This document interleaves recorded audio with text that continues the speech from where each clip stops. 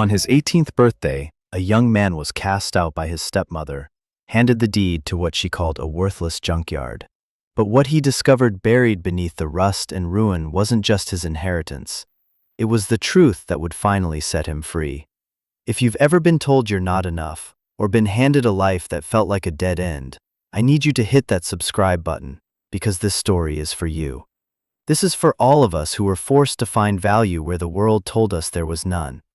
The day I turned 18, the world didn't open up with possibility. It slammed shut.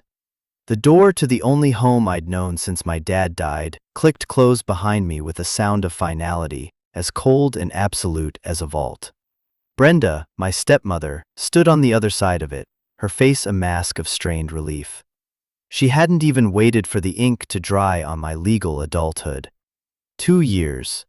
2 years of living in my father's house as a guest. A ghost haunting the hallways of a life that was no longer mine.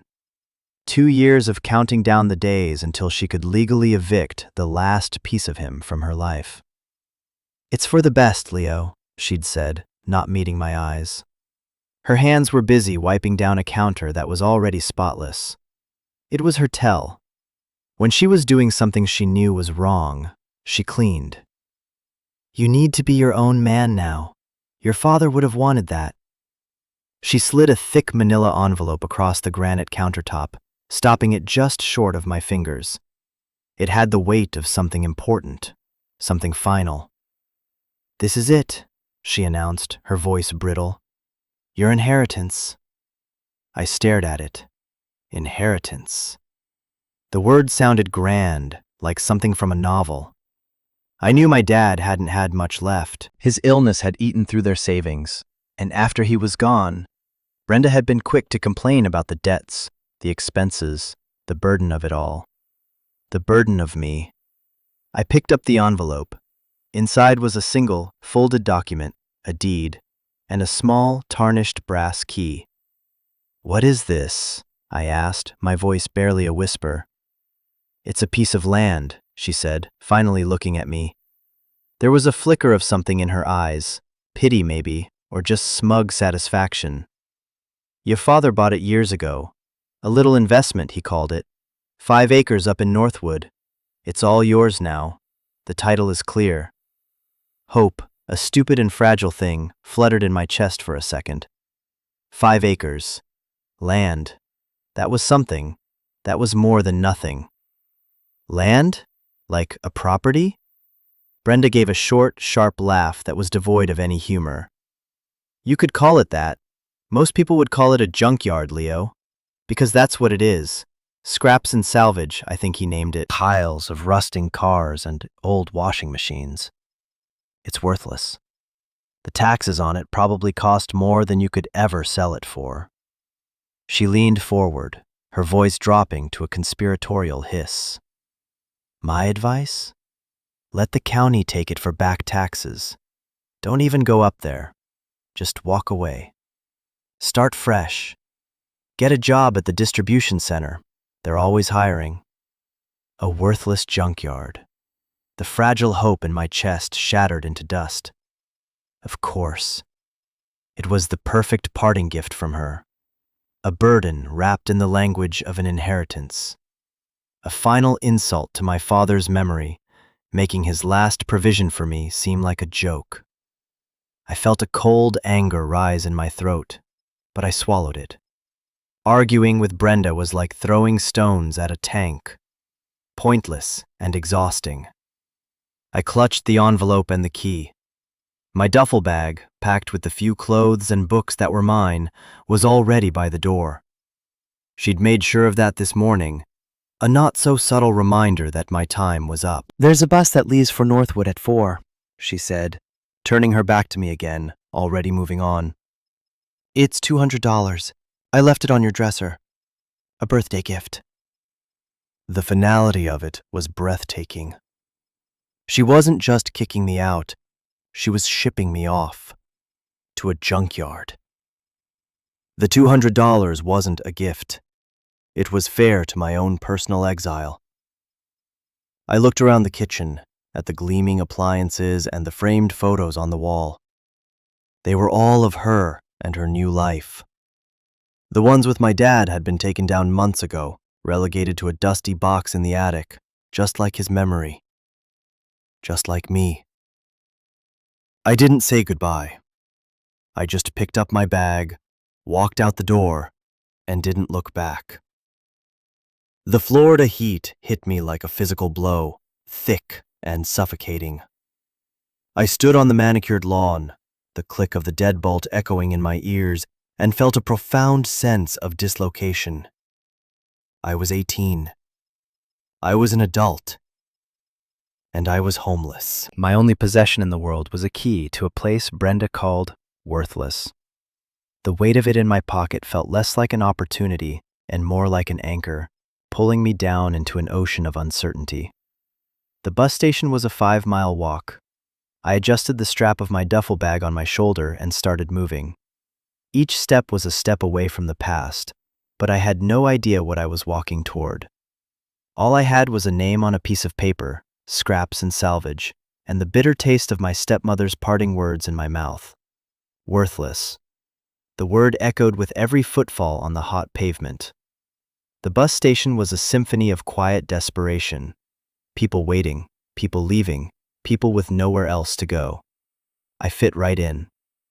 I bought my ticket to Northwood, a town I'd never even heard of, and sat on a hard plastic bench to wait. The $200 Brenda had given me was now just a ticket and a handful of crumpled bills.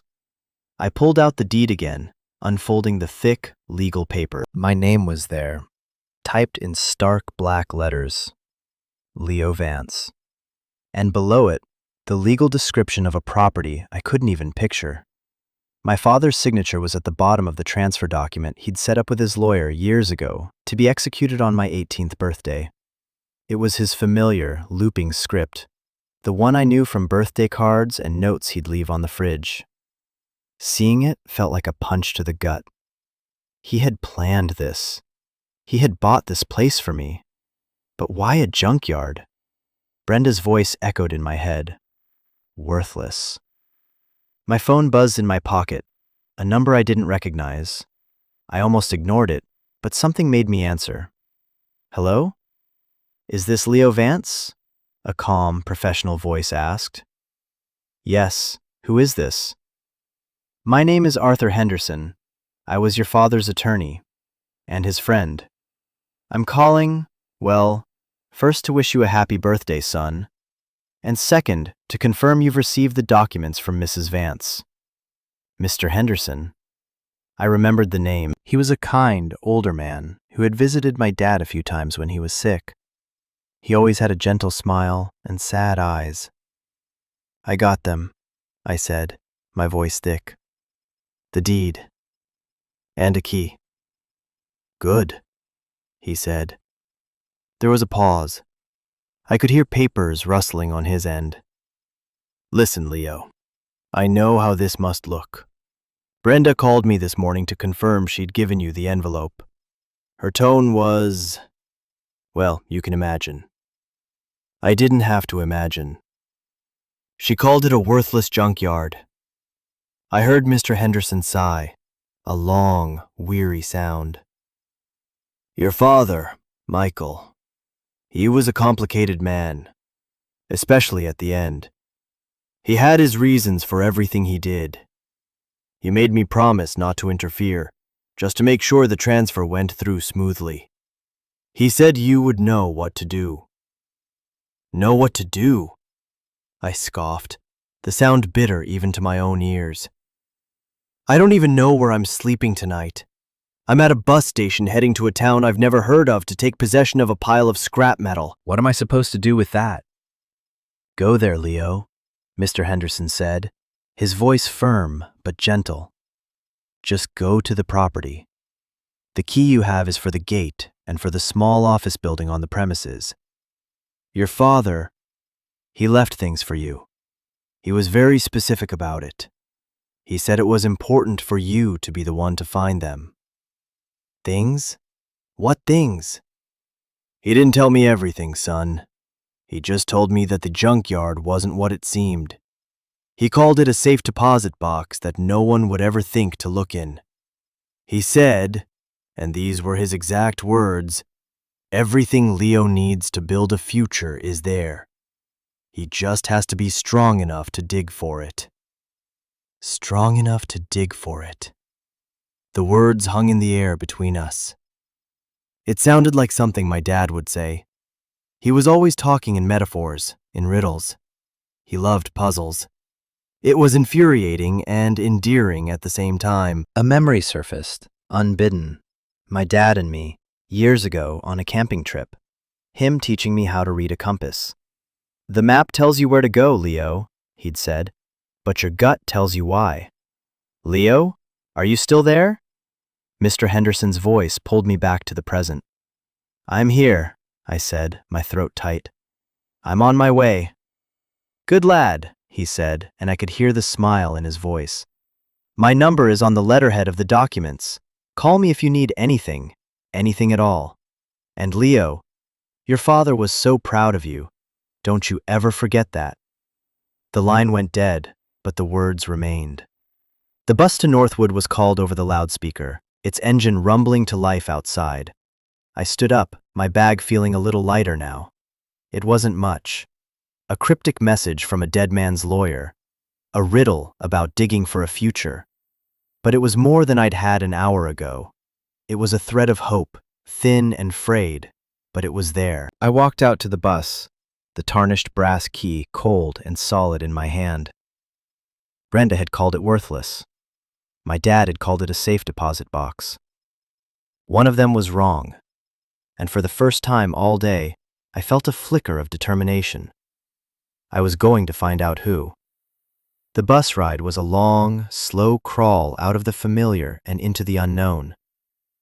The landscape changed gradually, the manicured suburbs and strip malls giving way to endless stretches of flat farmland, then slowly rising into the rolling hills and dense pine forests of North Florida. The air grew cooler, cleaner. I watched the world go by through the grimy window, my own reflection a ghostly presence superimposed over the passing scenery. I looked tired. I looked lost. I was both. Mr. Henderson's words replayed in my mind. He just has to be strong enough to dig for it. Dig for what? Money? Some sentimental treasure? My dad wasn't a wealthy man. The idea that he had a hidden fortune stashed in a junkyard felt like something out of a movie. Unrealistic. And yet, he had bought the place. He had set up this elaborate, timed inheritance. There had to be a reason. My dad did nothing without a reason. I thought about his last year, the way he grew quiet, withdrawn, the long hours he spent on his computer, long after he was too sick to work his official job as a structural engineer. Brenda had called it a morbid obsession, his way of avoiding the inevitable. But I remembered the look in his eyes. It wasn't resignation. It was concentration. He was working on something important. He'd tried to talk to me about it once, a few months before the end. "Sometimes, Leo," he'd said, his voice raspy, "the safest place to hide something is right out in the open, in a place so ugly or so boring that nobody bothers to look twice." He tapped the side of his head. "It's about misdirection, making them look over here," he gestured vaguely, "while the real thing is happening right under their noses." At the time, I'd thought he was just rambling, a side effect of his medication. Now, his words felt like a clue. The junkyard wasn't the treasure. It was the misdirection. The bus hissed to a stop at a lonely crossroads. A single, blinking yellow light swung in the breeze over the intersection. A gas station with peeling paint stood on one corner, a boarded-up diner on the other. "Northwood," the driver called out, not even turning his head. I was the only one who got off. The bus pulled away with a sigh of air brakes, leaving me in a profound silence broken only by the chirping of crickets and the creak of the traffic light. The sun was getting low, casting long, distorted shadows across the asphalt. I checked the map on my phone. Scraps and Salvage was another 2 miles down a secondary road, There were no taxis, no Ubers, just me and my legs. The walk was eerie. The road was narrow, flanked by dense woods that seemed to swallow the light. The air was heavy with the smell of pine and damp earth. Every rustle in the undergrowth made me jump. I felt like an intruder, a city kid completely out of his element. After what felt like an eternity, I saw it.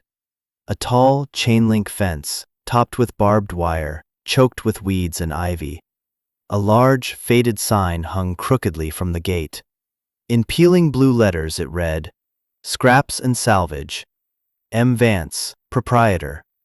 My father's initial, M for Michael. This was it. I stood before the gate, a massive, double-wide affair held shut by a thick, rusty chain and a heavy-duty padlock. It looked like it hadn't been opened in years. The junkyard beyond was a chaotic landscape of decay. I could see the silhouettes of dead cars stacked 3 high, mountains of twisted metal, the skeletal remains of appliances. It was exactly as Brenda had described it, a graveyard of forgotten things. Worthless. My heart sank. For a moment, her voice won. This was a fool's errand, a cruel joke. I should just turn around, walk back to the crossroads, and try to hitch a ride to anywhere else. But then I thought of my dad's signature on the deed. Mr. Henderson's words on the phone. He said you would know what to do. I pulled the brass key from my pocket. It looked impossibly small against the formidable lock. With a deep breath, I slid it into the keyhole. It resisted, gritty with rust and disuse. I had to jiggle it, putting my shoulder into it, turning with all my strength. For a second, nothing happened. Then, with a loud, grating crack, the lock gave way. The sound echoed in the quiet evening air. I unwound the heavy chain, the links cold and rough against my skin. The gate groaned in protest as I pushed it open, just wide enough to slip through. I stepped inside and pulled the gate shut behind me. The world outside vanished, replaced by a maze of rust and ruin. The scale of it was overwhelming. It wasn't just a yard. It was a small valley filled with the debris of 100 lives. Cars from every decade, their paint faded, their windows smashed, sat like silent, hulking beasts. Refrigerators lay on their backs, doors agape like open mouths. Piles of pipes, of sheet metal, of things I couldn't even identify, rose up like jagged hills. Weeds grew everywhere, reclaiming the metal, pulling it back down into the earth. And yet, there was a strange kind of order to the chaos. The cars were grouped by make. The appliances were in another section.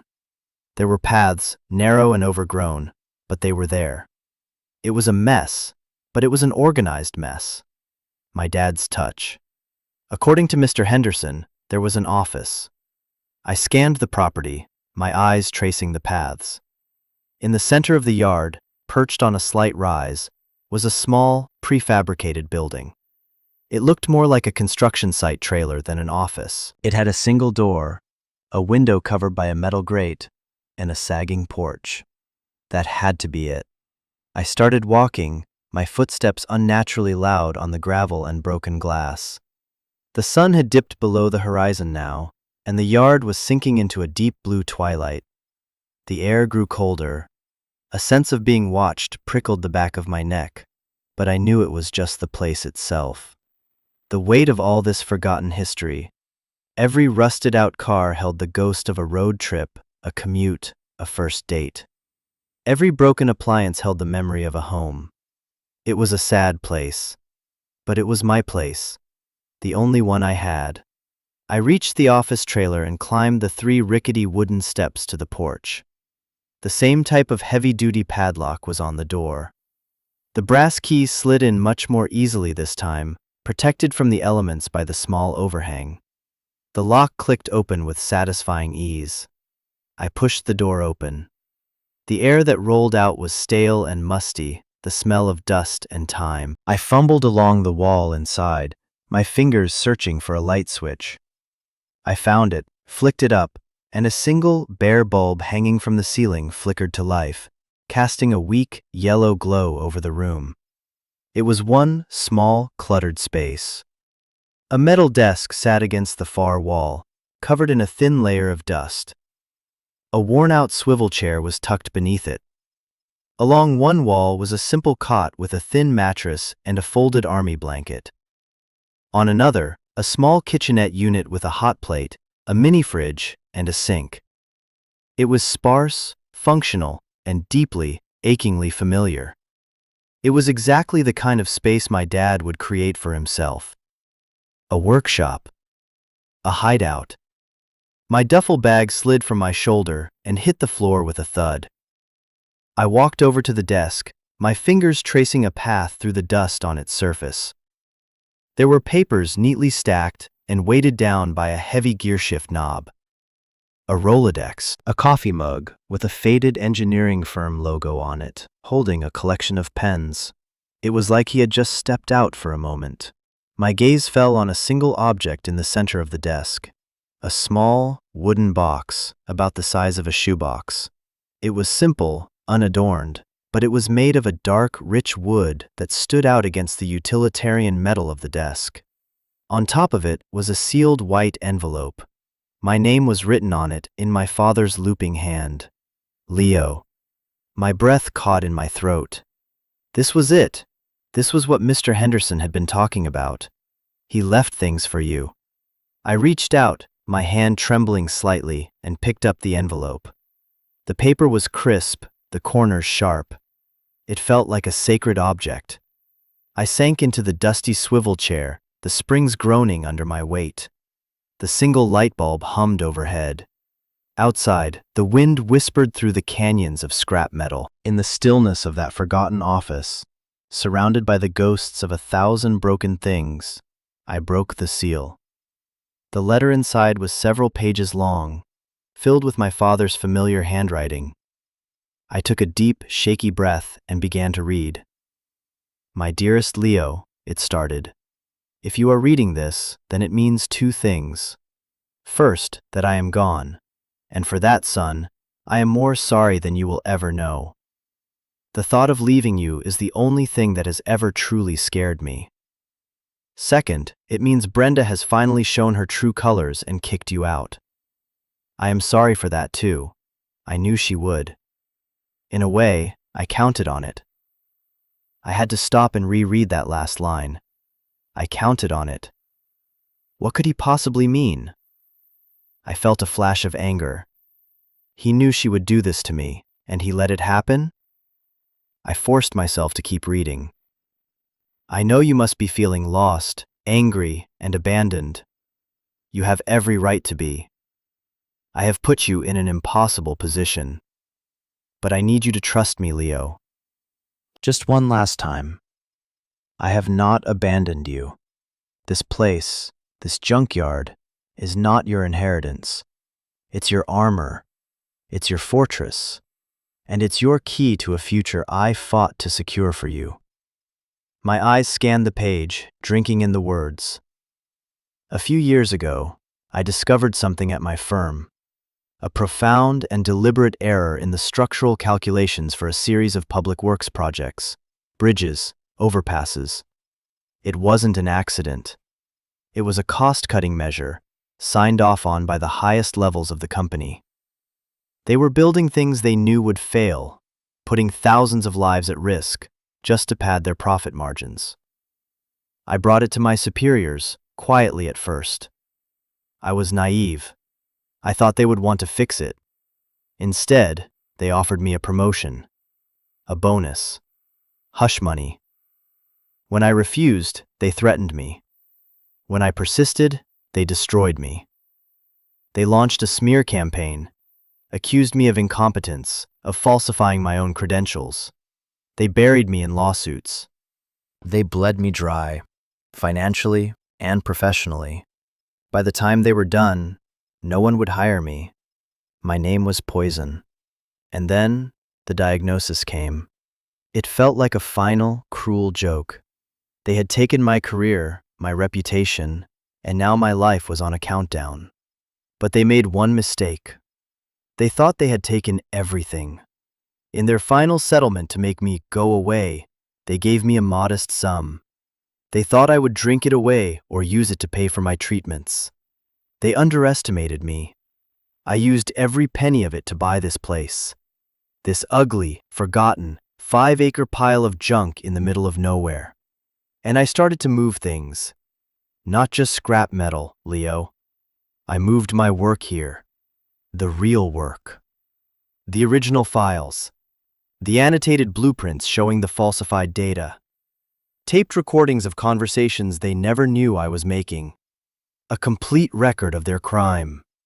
I couldn't go to the authorities. They had people everywhere.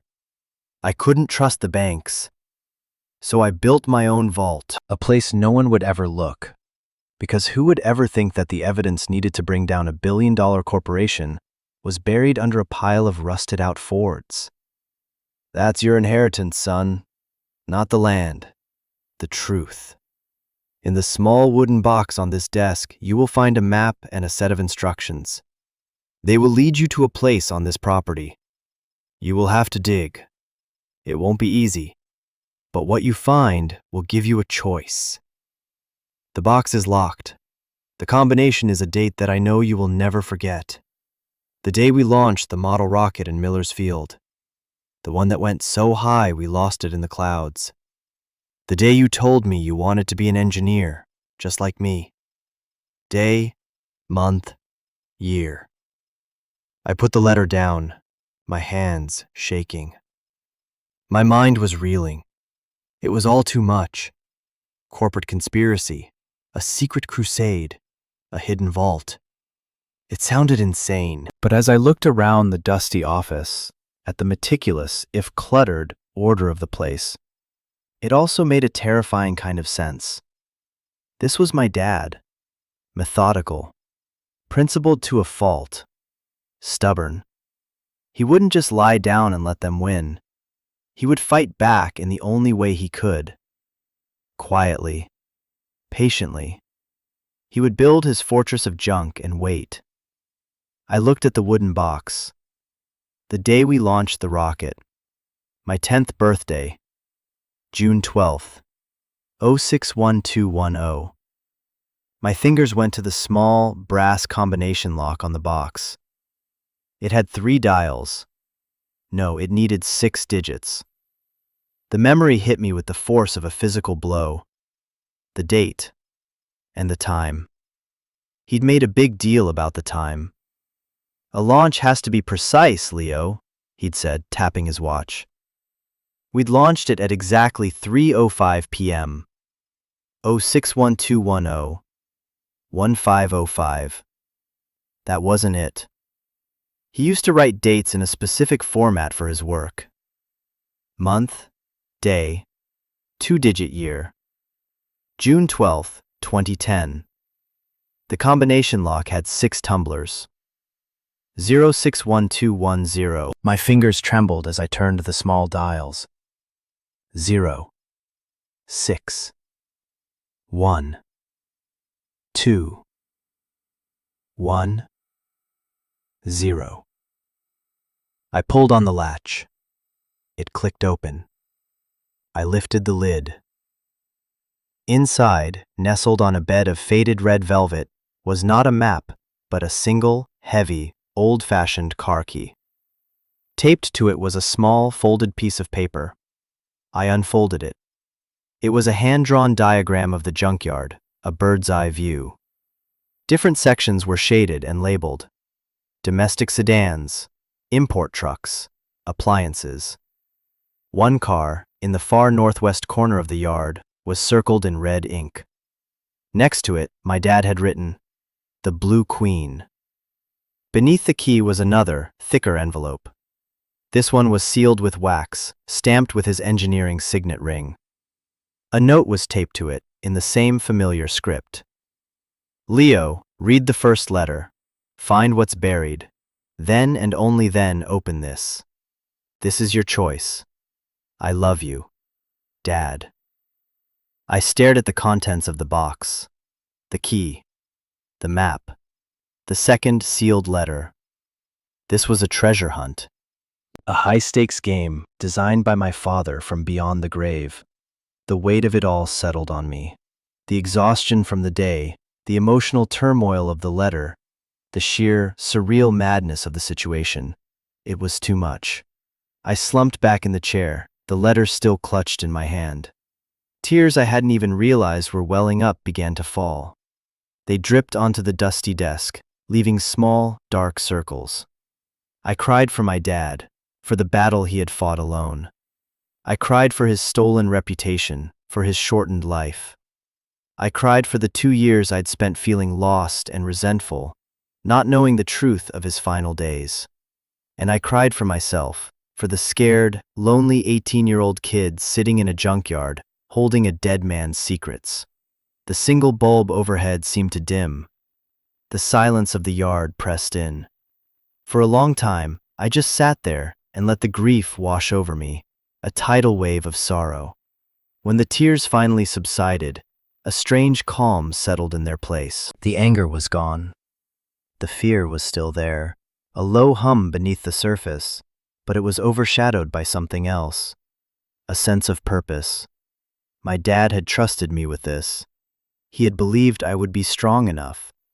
He had called this place a fortress. Looking around the small, dusty office, at the cot in the corner, at the simple kitchenette, I realized he had left me more than just a mission. He had left me a home. A strange, broken, rusty home, but a home nonetheless. A place to start. Now, I want to pause for a second and talk to you directly. If you've made it this far into my story, thank you. It means you're not just here for a quick bit of drama, you're here for the real stuff. The hard stuff. Maybe you've had a moment like this in your own life. A moment where everything fell apart, where you felt completely alone, holding the pieces of a life that someone else broke. A moment where you had to decide whether to give up or to start digging. If this is hitting you, if you know what that feeling is like, let me know in the comments.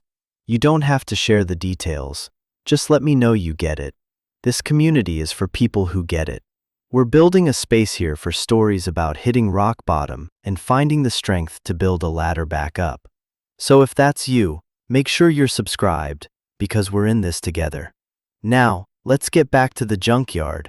I had a map, a key, and a mission from my father. The night was just beginning. I spent the first night on the thin cot in the office, wrapped in the scratchy wool blanket. Sleep didn't come easy. My mind raced, replaying my father's words, picturing the faceless corporate villains who had destroyed him. I felt a burning righteous anger on his behalf, an anger that solidified into cold resolve. Brenda's parting words, worthless, now seemed laughably wrong. This place wasn't worthless. It was the most valuable place on earth. It held my father's legacy. The next morning, I woke to the sound of birdsong, a startlingly cheerful sound in the heart of all that decay. The rising sun cast golden light through the grimy window, illuminating the dust motes dancing in the air.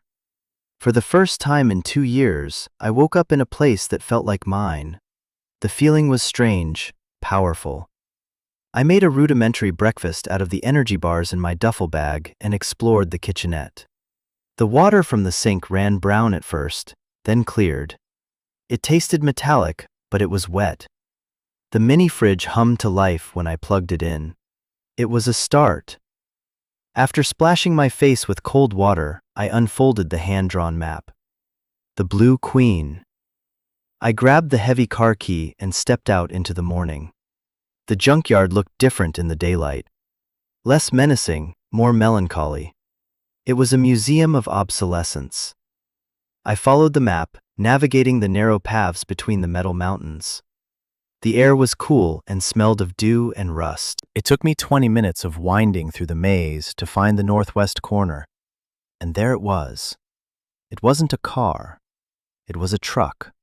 A massive, late 1970s Ford F250 pickup. Its paint faded from a once proud royal blue to a chalky, mottled sky blue.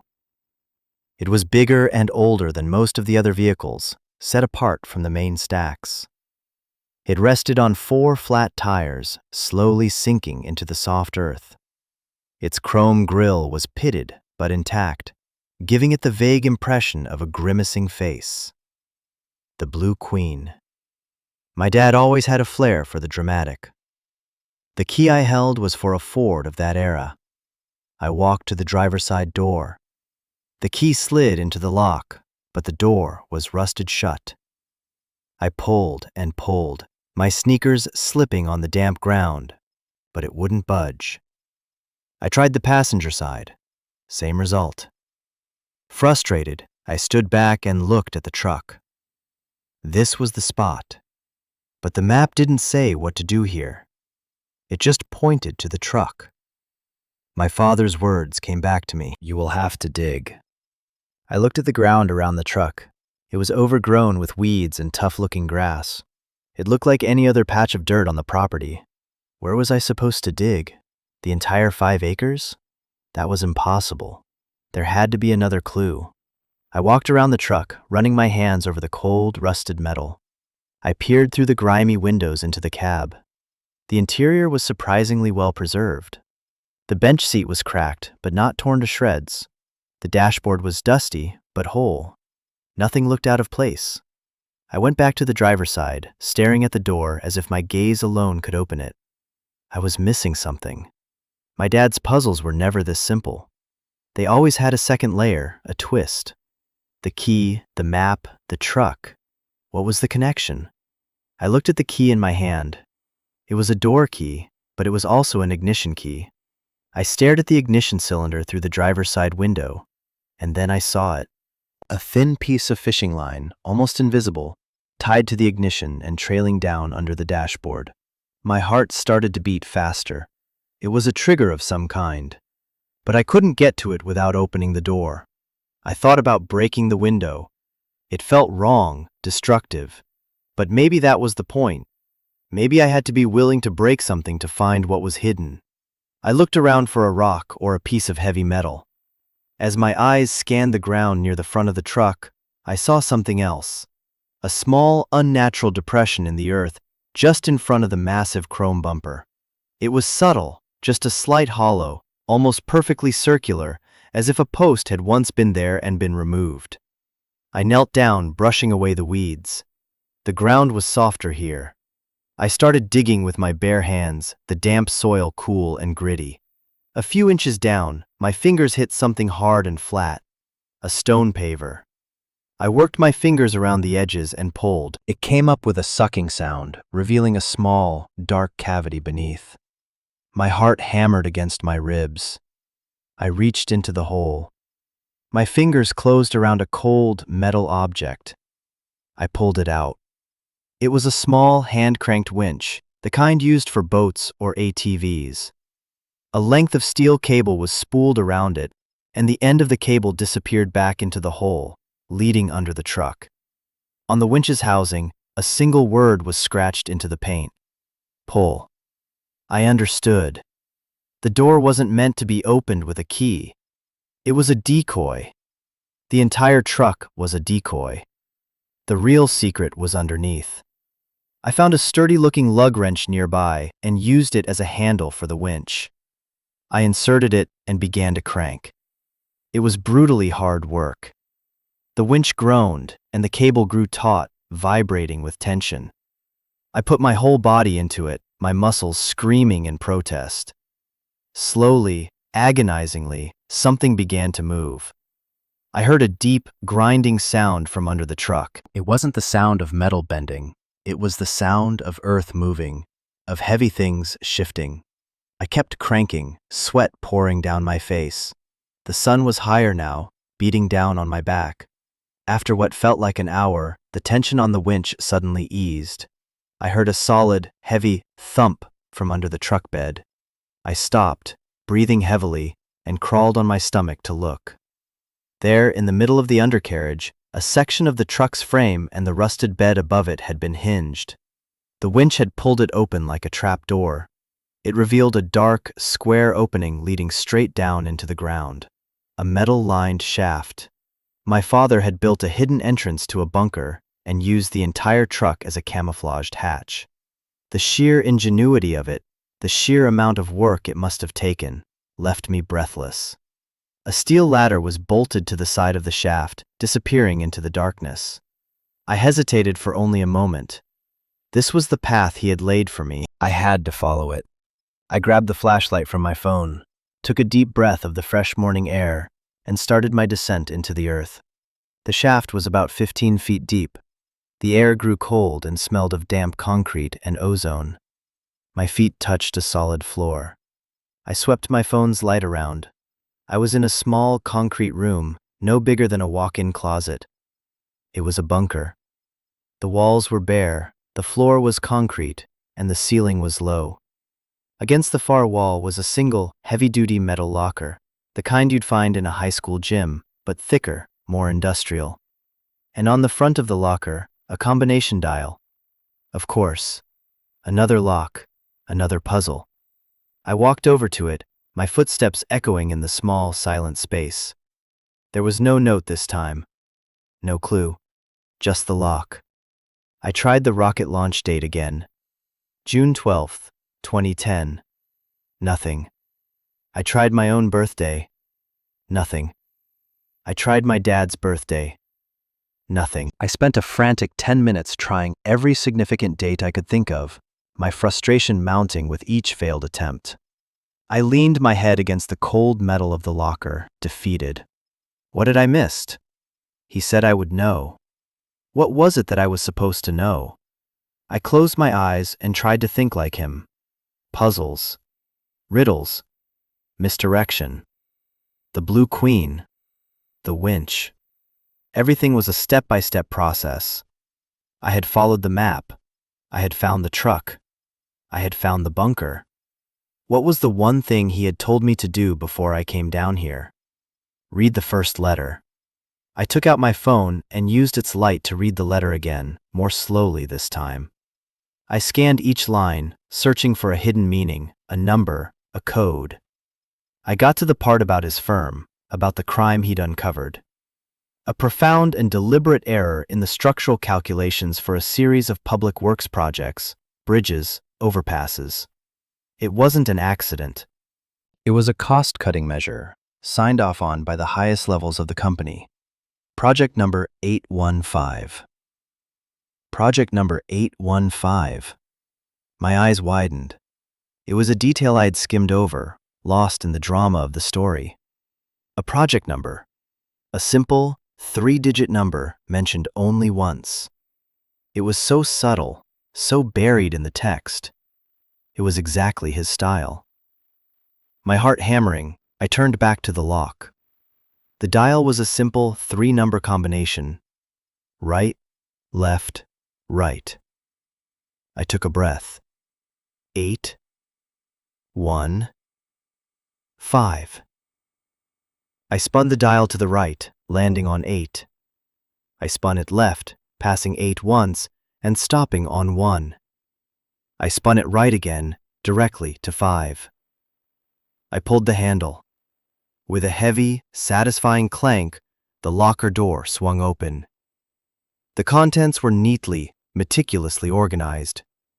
On the top shelf were stacks of documents in waterproof plastic sleeves. Blueprints, memos, legal pads filled with my father's dense, technical handwriting. On the shelf below were several digital voice recorders and a stack of what looked like mini cassettes, each carefully labeled with a date and time. And below that, a small metal fireproof box. This was it, the proof, the record of their crime. My father's entire case against the company that had destroyed him, kept safe in a concrete tomb under a junkyard. But there was one more thing. On the very bottom of the locker, sitting by itself, was a large, heavy duffel bag. It wasn't locked. I unzipped it. It was full of cash. Stacks and stacks of $100 bills bundled in paper bands. It had to be tens of thousands of dollars, maybe more. I stared at it, dumbfounded. This was the money from the settlement, the money he was supposed to have spent. He hadn't. He had saved it. For me. The sheer, overwhelming weight of my father's love and foresight hit me like a physical force. He had not only left me the tools for justice, he had left me the means to survive. He had anticipated everything. Brenda's cruelty, my homelessness, my need. He had built me a fortress, armed me with a righteous cause, and given me a war chest. I sat down on the cold concrete floor, the beam of my phone's light illuminating the open locker, a treasure chest of truth and sacrifice. For a long moment, I didn't move. I just looked at it all, the product of my father's final, secret years. The anger I'd felt was replaced by a profound, aching love. He had never given up, not on himself and not on me. But there was still one piece of the puzzle left, the second letter, the one that held the choice. I climbed out of the bunker, my mind a whirlwind of thoughts and emotions. I left the evidence and the money where they were for now. It was too much to process, too much to move. I needed to think. I sealed the bunker hatch, though I didn't re-engage the winch. I walked back to the office, the sun high and hot in the sky. The world outside the junkyard felt distant, unreal. My entire universe had shrunk to these 5 acres of rust and secrets. Back in the office, I sat at my dad's desk. The second envelope was where I'd left it, its wax seal unbroken. My hands were steady now. The fear and confusion had been burned away by the discovery in the bunker, leaving behind a stark clarity. I knew what my dad had sacrificed. Now I had to know what he was asking of me. I broke the wax seal. The letter inside was shorter, just a single page. Leo, it began. If you are reading this, you have found it all. You have the evidence, and you have the money. Now, you have the hardest choice of your life. And I'm not there to help you make it. I'm sorry for that most of all. Here are your options as I see them. Option 1. Take the money. It's about $80,000. Take it and disappear. Go to college, buy a car, travel the world. Build a life for yourself, far away from all of this. Leave the evidence in the ground. Let the secrets stay buried. No one will ever know. You would be safe. You would be free. And I want you to know, with all my heart, that if you choose this, I will not be disappointed. Your happiness and your safety are the most important things. A quiet life is not a coward's life, son. It's a smart one. Option 2. Use the evidence. Take it to a lawyer, to a journalist. The money is there to fund the fight, to protect you. But make no mistake, it will be a fight. The company, Vantage Engineering, is powerful. They will come after you. They will try to discredit you, to threaten you, just as they did to me. You will be putting yourself in danger. You might win. You might get justice for me. You might even force them to fix those bridges and save lives. But you might also lose. You might end up with nothing but powerful enemies. It's a great risk for a victory that is not guaranteed. The choice is yours alone. The path of peace or the path of justice. Your life or my legacy. I know it is an unfair burden to place on your shoulders. It is the last and most terrible thing I will ever ask of you. Whatever you choose, know that I love you. Know that I am proud of the man you have become. Now, burn these letters. The story is yours to write. Your loving father, Michael. I let the letter fall to the desk. The air in the room felt thick, heavy. He had laid it all out. A simple, terrible choice. $80,000 and a clean slate. Or a righteous war against a corporate giant. My ticket to a new life, or a chance to reclaim his. I thought about Brenda's sneering face. Worthless. I thought about the men in suits who had destroyed my father and were willing to let bridges fall just to make a little more money. I thought about my dad, alone, sick, spending his last days not wallowing in self-pity, but building this elaborate, brilliant trap. He had laid the gunpowder. He was asking me if I was willing to light the fuse. My phone rang, the sudden noise jarring me. It was an unknown number, a local area code. I answered, my voice hoarse. Hello? Am I speaking with Mr. Leo Vance? The voice was smooth, professional, and dripping with a false sincerity that set my teeth on edge. Who's asking? My name is Richard Cole. I'm a senior partner with the Sterling Development Group. We've recently become aware that you have taken ownership of the parcel at 415 Scrappers Lane, the property colloquially known as Scraps and Salvage. My blood ran cold. How did they know so fast? The deed had only been filed yesterday. Okay, what about it? Well, Mr. Vance, my firm has an interest in acquiring properties in that area for a future commercial development project. We're prepared to make you a very generous offer to take that old junkyard off your hands. We know it's little more than a tax liability. We're authorized to offer you $20,000, cash. We can have a courier there with the paperwork and a check this afternoon. You can be rid of the whole mess by dinner time. $20,000 for 5 acres of land that held the evidence to ruin a company likely connected to them. It wasn't an offer. It was a test. It was a threat. They were trying to see if I was just a dumb kid they could buy off cheap. They were trying to bury my father's secret for good. Vantage Engineering, Sterling Development Group. The names were different, but the stench was the same. They were connected, I had no doubt. The choice, which had seemed so monumental and philosophical a moment ago, suddenly became very, very simple. I held the phone, the smooth voice of Richard Cole waiting on the other end. Mr. Vance, are you considering our generous offer? I looked at my father's letter. The path of peace or the path of justice. The man on the phone, his company, they didn't just want to buy the land. They wanted to erase my father. They wanted to pave over his memory with a parking lot. A slow, cold anger burned in my chest. It wasn't about the money. It wasn't even just about justice for my dad anymore. It was about standing for something. It was about refusing to be pushed around, bought off, or dismissed as worthless. Mr. Cole, I said, and I was surprised by the steadiness of my own voice. I've considered your offer, and the answer is no. There was a beat of silence on the other end. I may not have been clear, Mr. Vance. $20,000. For a piece of land that is, forgive me for being blunt, an eyesore and a liability. Oh, you were perfectly clear, I said, and I'm perfectly clear in my response. This property is not for sale. Not for $20,000, not for $100,000, not for any price. Do I make myself clear? The false congeniality in his voice vanished, replaced by a sharp, icy edge. You're making a mistake, kid. No, I said, a small, humorless smile touching my lips. I think you're the one who made a mistake. You underestimated my father. And now, you're underestimating me. I hung up the phone before he could reply. The silence that followed was different. It wasn't empty. It was charged. The fight had begun.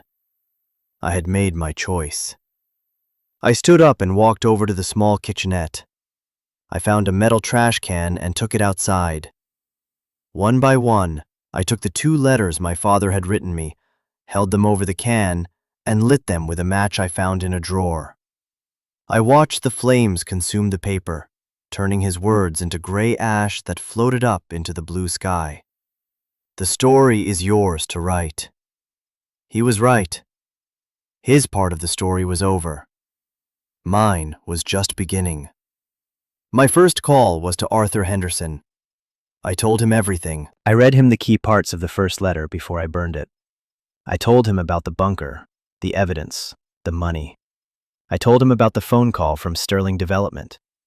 He was silent for a long time on the other end of the line, and when he finally spoke, his voice was thick with emotion.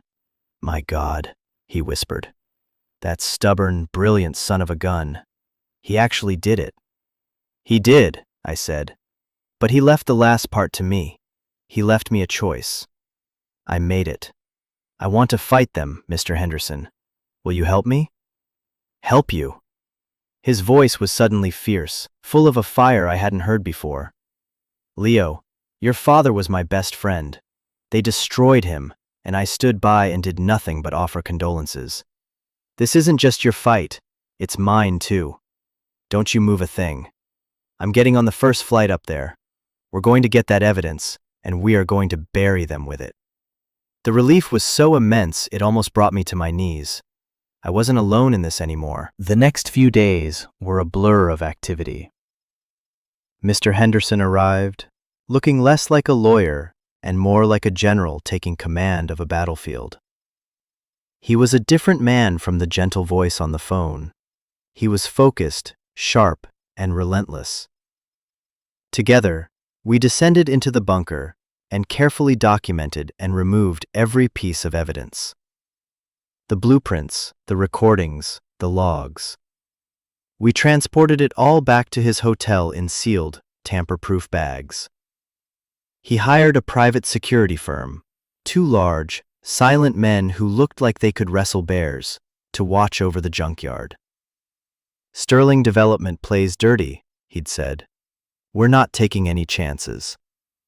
He was right. A few days later, one of the security guards reported that a car had been circling the property late at night. It never stopped, but its occupants were clearly watching. The threat was real. But for the first time in my life, I wasn't scared. I was in my fortress, and I had allies. While Mr. Henderson began the complex legal process of building a case, my job was to stay put and lay low. I spent my days exploring the junkyard, my kingdom of rust. It was no longer a symbol of decay, it was a monument to my father's resilience. I started to clean up the office, scrubbing away years of dust, making it a real living space. I bought groceries in the small town, and the cashier at the local store, a woman with a kind, weathered face, started calling me by name. I was becoming a part of the landscape.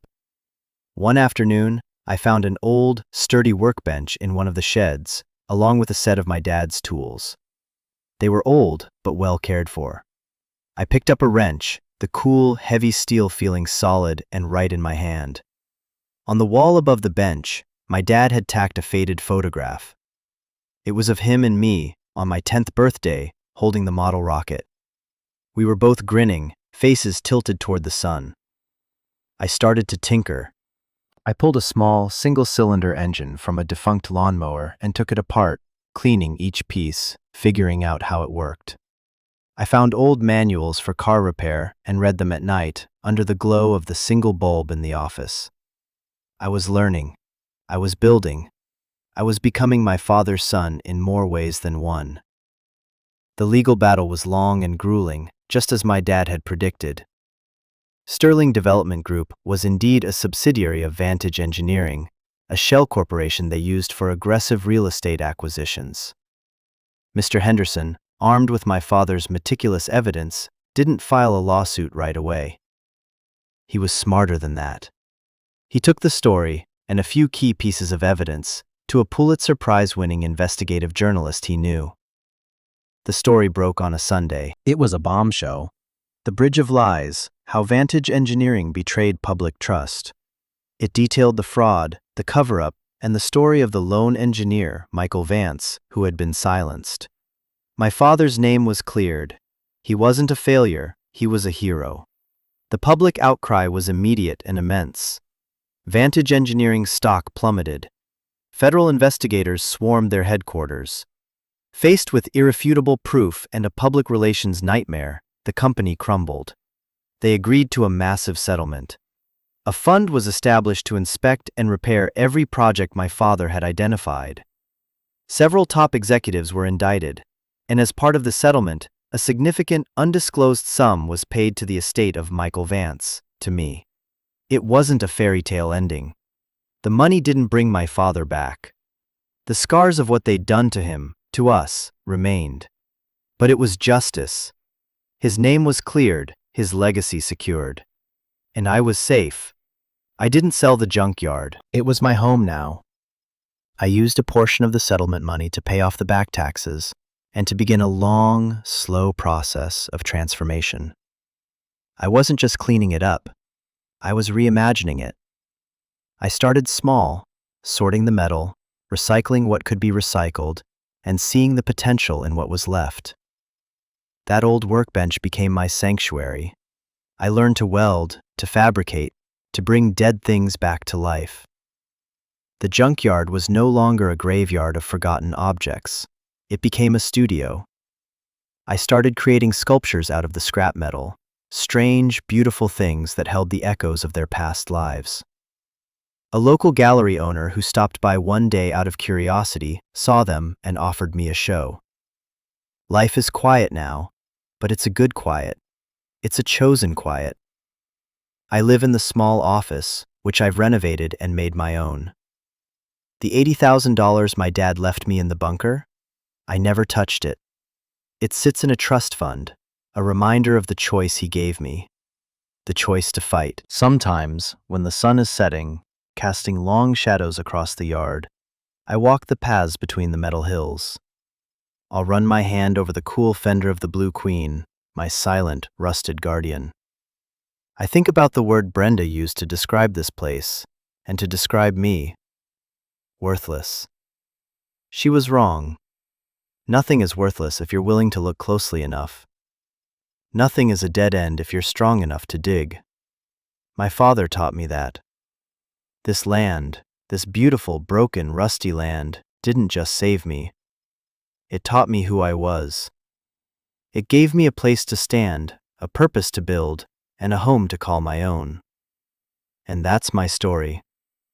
It's a story about how the things that look like curses can sometimes be blessings in disguise. It's about how the most valuable inheritance isn't money or property, but truth and the strength to fight for it. If my journey means something to you, if it resonates with a struggle in your own life, I hope you'll join our community here. Subscribe and tell me in the comments, what is one worthless thing in your life that turned out to hold incredible value? I read every comment because I believe every story of finding light in the darkness deserves to be heard. Thank you for listening. You're not alone.